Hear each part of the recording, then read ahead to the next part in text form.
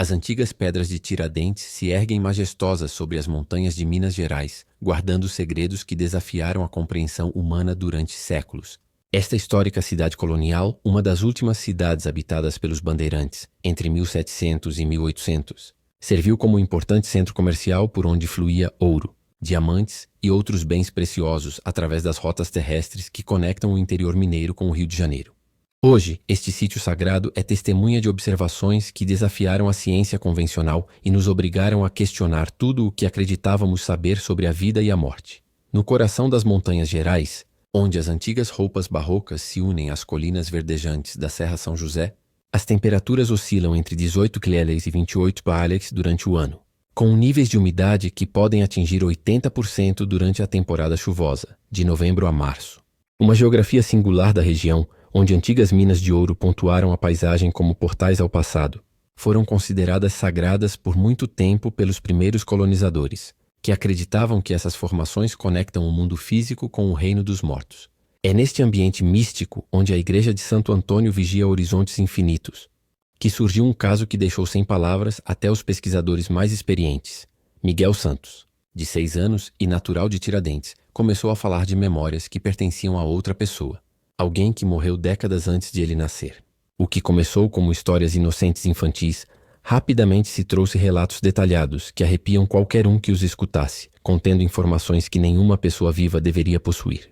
A criança falou sobre técnicas arquitetônicas utilizadas na restauração histórica, incidentes específicos durante as escavações nas ruínas coloniais de Tiradentes e, o mais perturbador de tudo, a sensação vívida de morrer devido aos danos sofridos em um acidente fatal no sítio histórico. Mas a revelação mais impactante ainda estava por vir. Antes de entrar em mais detalhes, gostaria que se inscrevesse em nosso canal e deixasse um gostei. Assim nos ajudamos a apoiar mais projetos sociais. Não pedimos dinheiro, apenas sua inscrição. Tiradentes, conhecida pelos antigos colonizadores como Vila de São José del Rei, que significa Cidade do Rei José, é um dos sítios históricos mais espetaculares do Brasil. Localizada sobre colinas de 920 metros de altitude com vistas para o Vale do Rio das Mortes, esta cidade histórica serviu como importante centro para São João del Rei, um dos assentamentos coloniais mais importantes do mundo luso-brasileiro. O sítio abrange mais de 80 hectares e contém mais de 150 estruturas, incluindo a icônica Igreja Matriz de Santo Antônio, a Igreja do Rosário dos Pretos, com seus altares intrincados que representam a arte barroca brasileira, e a Casa da Câmara e Cadeia, onde misteriosos eventos conectavam os vivos com os mortos. Uma evidência histórica indica que Tiradentes floresceu entre 1700 e 1800, fazendo com que uma das últimas cidades coloniais fosse abandonada após a decadência da mineração.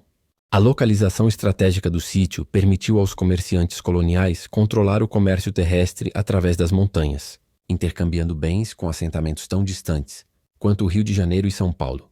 Os esforços de restauração moderna ocorreram seriamente na década de 1930 sob a supervisão do Instituto do Patrimônio Histórico e Artístico Nacional, IPHAN, do governo brasileiro, e importantes projetos de conservação desenvolvidos durante as décadas de 70. Obras de restauração durante a década de 1980 concentraram-se, especialmente na estrutura da Igreja de Santo Antônio, onde antigas pedras com inscrições que datam do ano 1720 requeriam cuidadosa conservação, utilizando técnicas tradicionais de argamassa de cal que se ajustavam aos métodos de construção coloniais originais. Estes esforços meticulosos exigiram conhecimento especializado das técnicas de construção luso-brasileiras, compreensão dos princípios da engenharia estrutural e profundo respeito pela natureza sagrada do sítio. Uma experiência que levou anos para desenvolver e que somente possuía um pequeno grupo de restauradores que trabalhavam na região. Miguel falou pela primeira vez de sua morte quando tinha apenas 4 anos. Durante o que parecia um jantar familiar normal em sua modesta casa, localizada a apenas 1,8 quilômetros do sítio histórico. Seus pais, Ana Paula Silva, de 32 anos, professora da escola primária local, e José Santos, de 36, motorista que transportava turistas às ruínas, inicialmente descartaram essas declarações como imaginações infantis.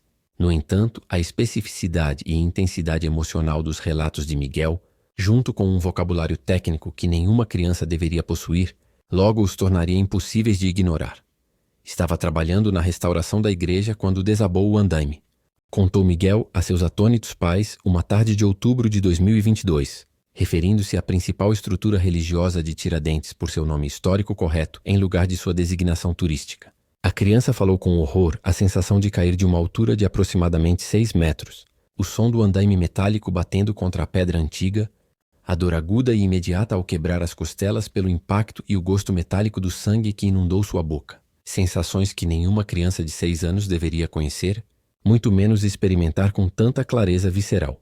O que fazia tremer incontrolavelmente as mãos de Ana Paula não era só o que Miguel dizia, mas como o dizia. A voz da criança mudava à medida que relatava essas memórias, tornando-se mais profunda e madura, como se uma consciência adulta falasse através de seu pequeno corpo. Sua postura se endireitava, suas expressões expressas se tornavam sérias e especificações, e começou a usar termos atualizados técnicos que até muitos adultos com estudos universitários não consideravam. Referia-se a especificações específicas das ruínas por seus nomes coloniais. Conhecia as disposições da composição da argamassa e explicava os procedimentos de restauração com a especificação de um profissional capacitado. Durante esses episódios, Miguel descrevia o peso de cada pedra utilizada na construção da igreja de Santo Antônio, explicando como cada peça deveria ser examinada cuidadosamente para garantir sua integridade estrutural antes de sua colocação. Falou do desafio de adaptar a composição da argamassa de cal às receitas coloniais originais, a importância de manter sistemas de drenagem adequados para evitar danos por água e o delicado processo de limpeza séculos de terra e vegetação acumulada nas intrincadas talas sem danificar a obra de arte original.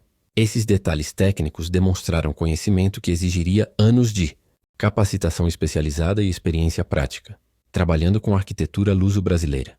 Desesperada por obter explicação e profundamente preocupada pelo bem-estar psicológico de seu filho, a família Santos consultou a doutora Fernanda Costa, psicóloga infantil com 2 décadas de experiência no Hospital São João Batista de São João del Rei, localizado a 14 quilômetros ao sul de Tiradentes. Uma doutora Costa, licenciado em Psicologia Infantil pela Universidade Federal de Minas Gerais e especializado no tratamento de crianças com transtornos relacionados ao trauma, havia encontrado alguns casos inusitados ao longo de sua carreira, mas nada havia sido preparado para as especificações de Miguel sobre os procedimentos internos e os detalhes históricos dos projetos de restauração de Tiradentes. A criança demonstrou conhecimentos que exigiam anos de estudo especializado em arqueologia e engenharia da construção colonial. Documentou a doutora Costa em suas descrições clínicas com dados de 15 de novembro de 2022. Miguel descreveu técnicas de restauração usadas especificamente durante os projetos do IPHAN na década de 1980, incluindo o uso de misturas tradicionais coloniais de argamassa de cal e areia, procedimentos adequados para a colocação de pedras para sua resistência sísmica e até incidentes específicos ocorridos durante as escavações. Informações que não estavam disponíveis publicamente e que somente poderiam ser conhecidas por alguém que estivesse presente durante essas operações. A avaliação psicológica revelou anomalias adicionais que aprofundaram o mistério. Durante as avaliações cognitivas padrão, Miguel demonstrou inteligência normal para sua idade, com habilidades verbais aprimoradas superiores à média e padrões típicos de desenvolvimento social. No entanto, ao falar de temas relacionados à arquitetura colonial ou técnicas de construção luso-brasileiras, seu nível de conhecimento alcançou repentinamente o de um especialista pós-graduado, com terminologia envolvida, contexto histórico e compreensão prática que sugeria experiência prática em lugar de estudos acadêmicos. Uma doutora Costa administrou várias provas psicológicas projetadas para detectar a invenção, a síndrome de memória falsa ou a exposição a fontes externas de informação. Os resultados indicaram consistentemente que Miguel não mentia nem incorporava conscientemente informação que havia ouvido de adultos. Suas respostas emocionais durante os episódios de memória, incluindo indicadores fisiológicos de estresse como frequência cardíaca elevada, sudorese e tensão muscular involuntária, sugerem memórias genuínas de trauma, mais que narrativas imaginativas. A descoberta foi produzida quando Miguel revelou seu nome anterior. Antônio Pereira, especialista em restauração arquitetônica que trabalhou no sítio histórico de Tiradentes de 1975 a 1983. A criança apresentou detalhes biográficos específicos sobre a vida de Antônio, que obteve resultados impossíveis de obter para uma criança de 6 anos por meios normais. Sua cidade natal, Ouro Preto, localizada a 95 milhas ao nordeste de Tiradentes. Sua experiência em técnicas de alvenaria colonial. Sua educação universitária na Universidade Federal de Ouro Preto, onde projetou arquitetura com abordagem na preservação arquitetônica colonial. sua distintiva cicatriz na mão esquerda de um acidente com ferramenta na infância, e sua profunda devoção espiritual para preservar o patrimônio colonial para as gerações futuras. Miguel descreveu a rotina diária de Antônio durante o projeto de restauração com impressionantes conclusões. Chegar ao sítio cada manhã às 6h30 para evitar o calor intenso da tarde. Começar o trabalho com cuidadosa inspeção do progresso do dia anterior. Documentar os descobrimentos em detalhados. Cadernos de campo utilizando precisos desenhos técnicos e terminar cada dia com um momento espiritual de gratidão aos antigos construtores coloniais cujo trabalho vava à preservação.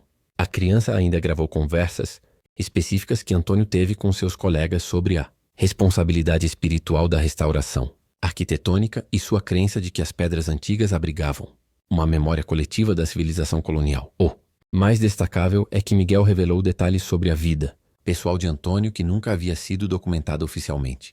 Descreveu o modesto apartamento de Antônio em Ouro Preto, sua coleção de réplicas de artefatos coloniais, seu traje de estudo plantas arquitetônicas à luz de velas, sua relação com sua mãe idosa que se preocupava por seu trabalho perigoso e seu sonho de escrever um guia completo sobre as técnicas tradicionais de construção colonial. Esses detalhes íntimos sugerem que as memórias de Miguel abrangiam não somente suas experiências profissionais, mas também toda a consciência e personalidade de Antônio Pereira.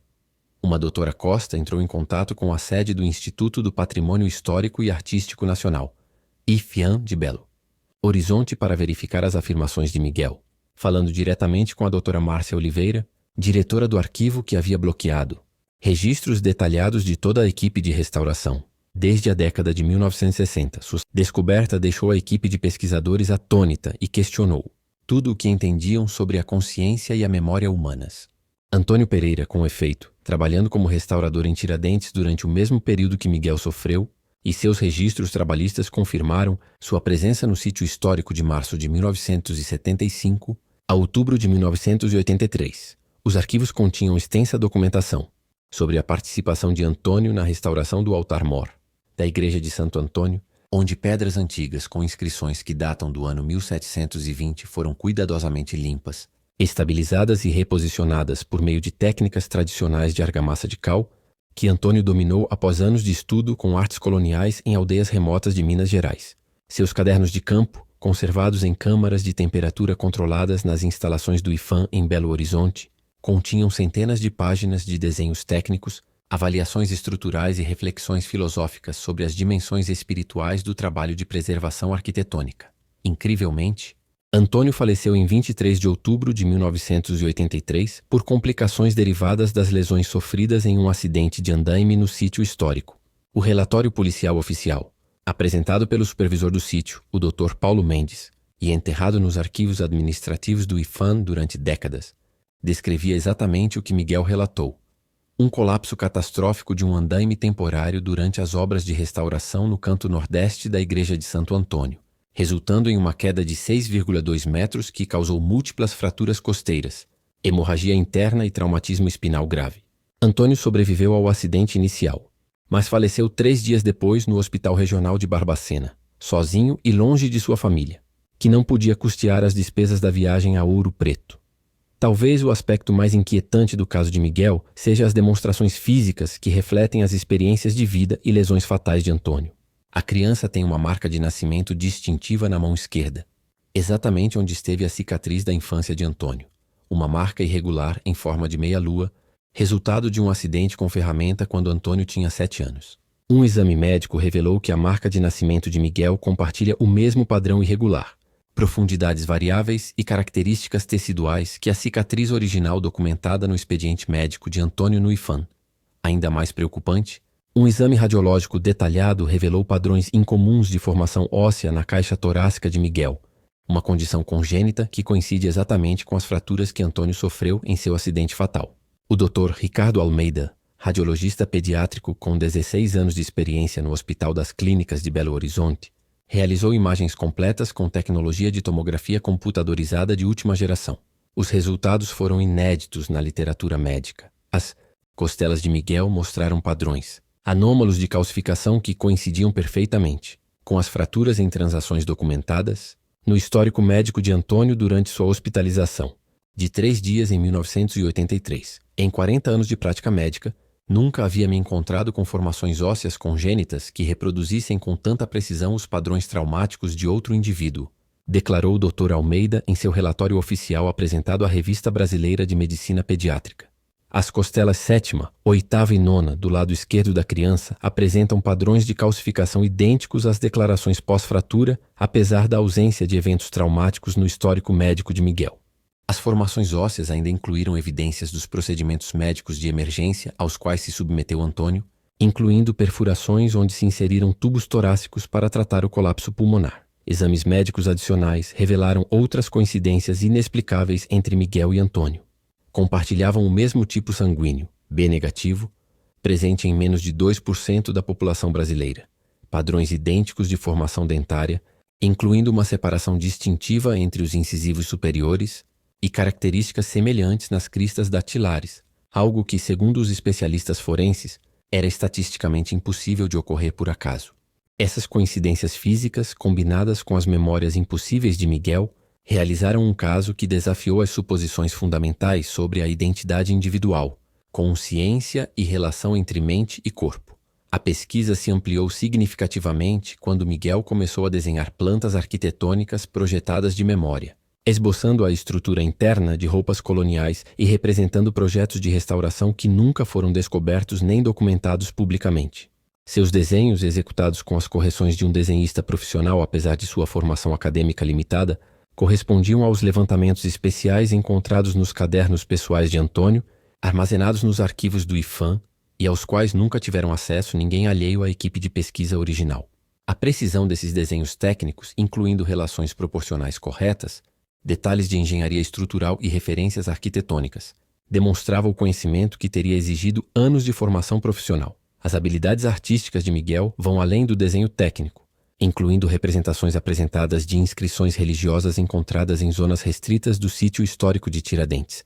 Suas reproduções de sequências complexas de texto em latim, incluindo calendários litúrgicos e registros históricos, coincidiam com a documentação documental do trabalho de campo de Antônio, mas nunca foram publicadas nem disponibilizadas ao público.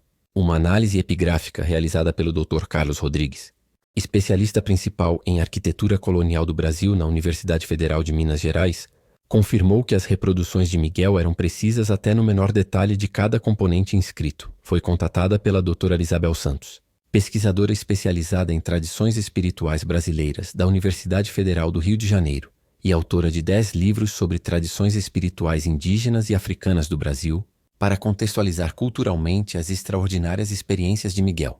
Uma doutora Santos que dedicou mais de 30 anos ao estudo das crenças brasileiras sobre vida, morte e continuidade espiritual, explicou que as antigas tradições brasileiras possuíam uma compreensão sofisticada das consciência que diferia fundamentalmente dos conceitos ocidentais de identidade individual. O conceito brasileiro tradicional do tempo não é linear, mas cíclico, semelhante a uma espiral onde o passado, presente e futuro coexistem simultaneamente, explicou a doutora Santos durante sua análise exaustiva do caso de Miguel.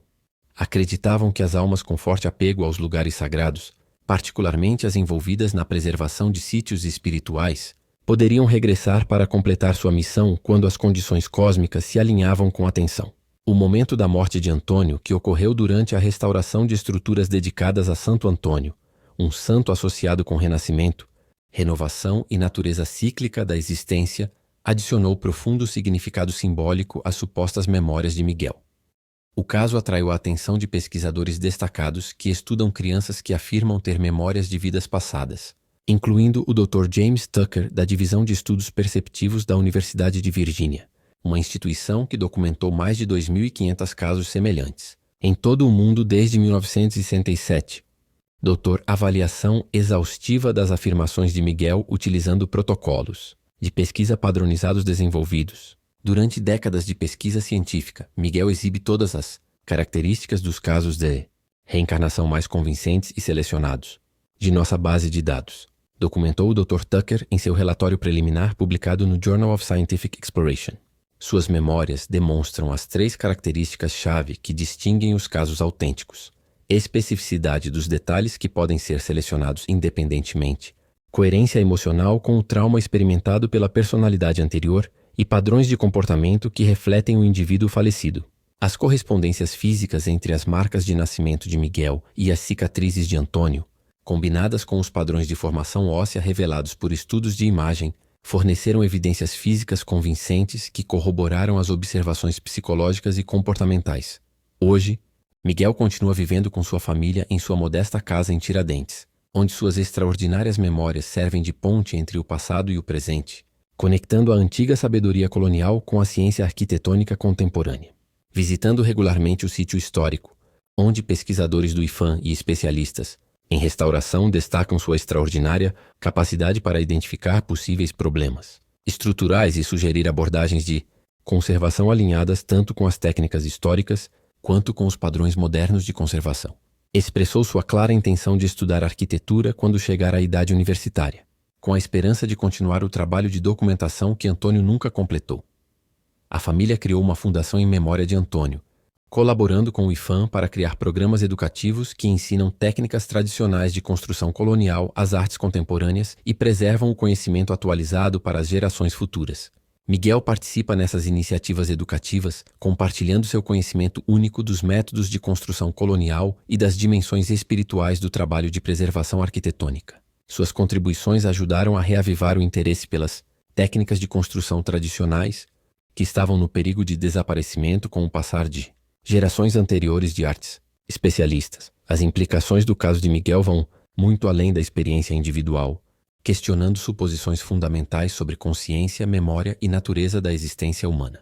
Se as memórias verificadas de vidas passadas representam características genuínas em lugar de anomalias psicológicas ou construções culturais, sugerem que a morte poderia não representar a terminação absoluta da consciência individual. As correspondências físicas entre Miguel e Antônio, incluindo marcas de nascimento, formações ósseas, marcadores genéticos e padrões de comportamento, demonstraram evidência tangível que apoia as teorias da continuidade da consciência após a morte física. A pesquisa científica do caso de Miguel contribuiu para uma base crescente de dados internacionais sobre investigação da consciência, abrangendo múltiplas disciplinas e contextos culturais. A Divisão de Estudos Perceptivos da Universidade de Virgínia incorporou o caso de Miguel a seu arquivo exaustivo de mais de 2.700 casos documentados de crianças que afirmam ter memórias de vidas passadas, fornecendo dados comparativos valiosos para compreender os padrões e características associadas a tais especificações. Esta rede de pesquisa inclui instituições colaboradoras na Índia, Líbano, Turquia, Tailândia e outros países onde a crença na reencarnação tem grande relevância cultural. Comentem abaixo de que cidade e estado estão visualizados. Adoramos nos conectar com nossos espectadores de todo o Brasil. O trabalho de restauração de Antônio Pereira em Tiradentes contribuiu significativamente para a preservação de um dos sítios históricos mais importantes do Brasil para as gerações futuras. Sua meticulosa documentação das técnicas de construção antigas, somada à sua dedicação em manter a precisão histórica nos procedimentos de restauração, ajudou a estabelecer protocolos de conservação que o IPHAN continua utilizando.